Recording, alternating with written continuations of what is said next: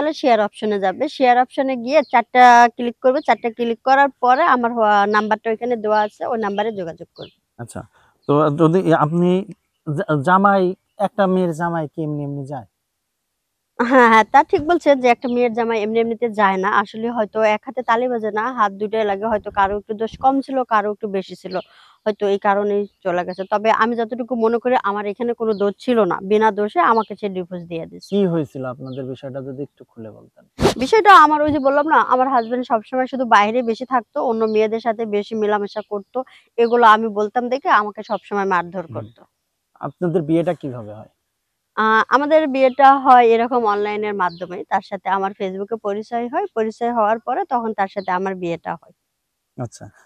আপনার যদি আমাদের কোনো দর্শক যোগাযোগ করে, কিভাবে যোগাযোগ করবে?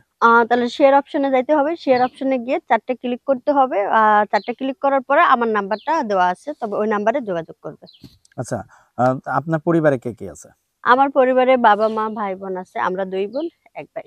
আপনি পড়াশোনা কতদূর করছেন? আমি বেশি পড়াশোনা করে নাই। এসএসসি। এসএসসি পর্যন্ত করছেন। হ্যাঁ, এরপর আর পড়তে পারেন নাই। না। কেন? এরপরে ওই যে বিয়ে হয়ে গেল। তারপরে আর পড়ালেখা হলো না।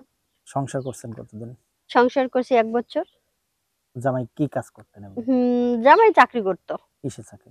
জামাই কোম্পানিতে চাকরি করত। চাকরি-বাকরি করতো, সে মানুষ আবার চাকরি বন্ধ করে অন্য মানুষের সাথেও ইয়ে এখন করে ওই যে বেড়াবে। ফোনের যুগ না, এখন তো ফোনেই সবকিছু হয়।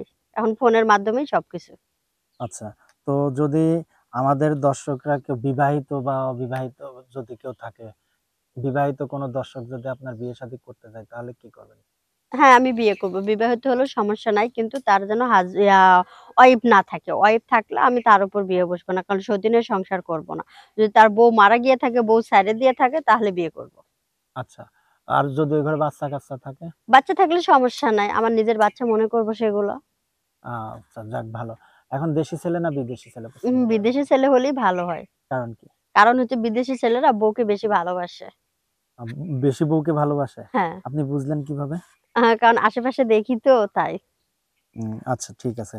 তো আমরা ওই যদি আমার দর্শকরা আপনারা বিয়ে করে, হ্যাঁ? তার যদি ওই ঘরে বাচ্চা-কাচ্চা থাকে, আপনি বাচ্চা-কাচ্চাকে নিজের বাচ্চা মানতে পারবেন? হ্যাঁ, তার বাচ্চা থাকলে সমস্যা নাই। আমি তাকে নিজের বাচ্চা মনে করে তাকে মানুষ করব, পালন করব। আচ্ছা। তো এখন আপনার জামাই গেছে কতদিন? আ আমার সাথে ডিভোর্স হয়ে গেছে ১ বছর।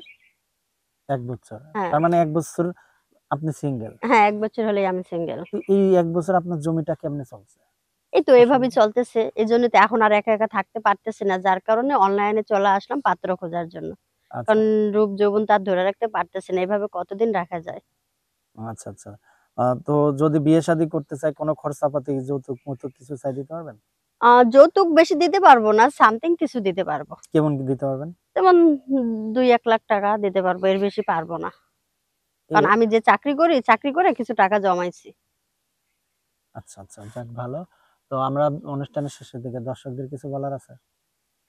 দর্শকদেরকে এটাই বলব যে আমার যে ভিডিওটা আপনারা দেখবেন, পুরা ভিডিওটা দেখবেন ১ম থেকে লাস্ট পর্যন্ত। ভিডিওটা টানে দেখবেন না। পুরাটাই দেখবেন। দেখার পরে যদি আমার কথাগুলো আপনাদের কাছে ভালো লাগে, আমাকে যদি আপনাদের কাছে ভালো লাগে, তাহলে আপনারা আমার শেয়ার অপশনে যাবেন। শেয়ার অপশনে গিয়ে ওইখানে আমাকে নক করবেন। ওইখানে গেলে আমার নাম্বার